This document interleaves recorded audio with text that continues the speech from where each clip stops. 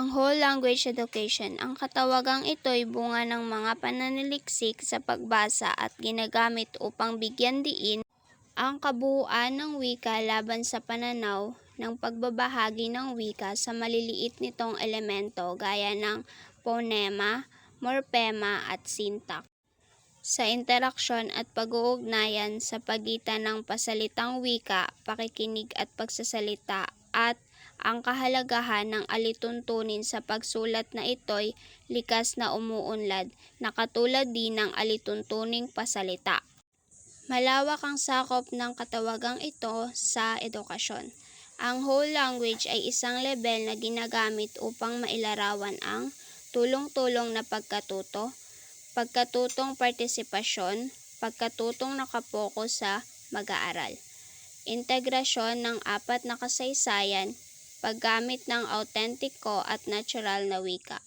Ang whole language education ay isang paraan ng pagtuturo sa pagbasa at pagsulat na nagbibigay diin sa pag-aaral ng bagong salita at parirala sa pamamagitan ng paghanap sa mga ito sa makabuluhang konteksto. Content-centered education. Ayon kina Brimton, Snow at Wesch, 1989, ang content-centered education ay ang integrasyon ng mga pagkatuto ng mga nilalaman sa mga layunin sa pagtuturo ng wika. Ito'y ang magkasabay na pag-aaral ng wika at paksang aralin na ang anyo at pagkakasunod-sunod ng paglalahad ng wika ay idinidikta ng nilalaman ng paksa. Taliwas ito sa nakagawiang pagtuturo na ang mga kasanayan sa wika ang itinuturo ng hiwalay at malayo sa konteksto ng paggamit nito. Ang content-centered education ay nakapokus sa nilalaman kaysa sa wika.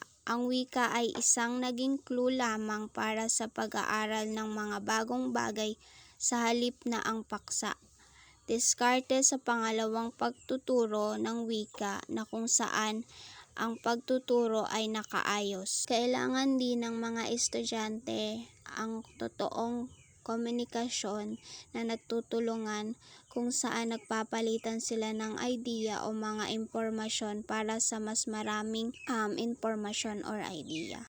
Ang pagkatutong task-based. Ayon kay Michael Brand, 1987, ang task ay alinmang binalangkas ng pagkatutong pangwika na may tiyak na layunin, nilalaman, paraan at mga inaasahang matatamo ng mga nagsasagawa ng task. Ang task ay isang espesyal na anyo ng teknik, subalit mas malaki ang saklaw nito kaysa sa teknik. Ang pagkatutong task-based ay bagong pamaraan.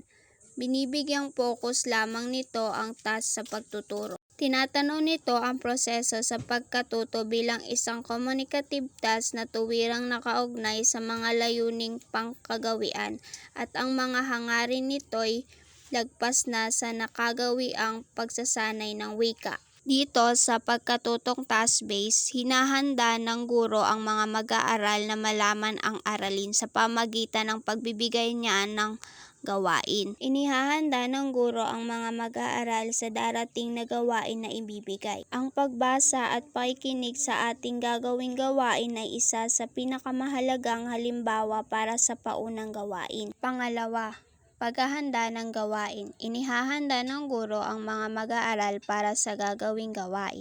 Dito na magbibigay ang guro ng panuto. Kailangan malinaw ang panuto upang maging maayos ang gagawin ng mga mag-aaral. Pangatlo, sa panahon ng gawain. Dito, ang mga mag-aaral ay makikipagtulungan sa mga kasapi ng pangkat. Ito ay ang mga konsepto ng mga idea at pagbuo ng gawain. Ang pangkat ay magtatalaga ng isang kinatawan na maglalahad ng kanilang ginawa. Ang guro ang siyang magmamasid, titingnan niya kung paano makihalubilo ang bawat mag-aaral sa kanyang pangkat. Pang-apat o ang panghuli, sinusuri ng mga mag-aaral ang kanilang pagganap.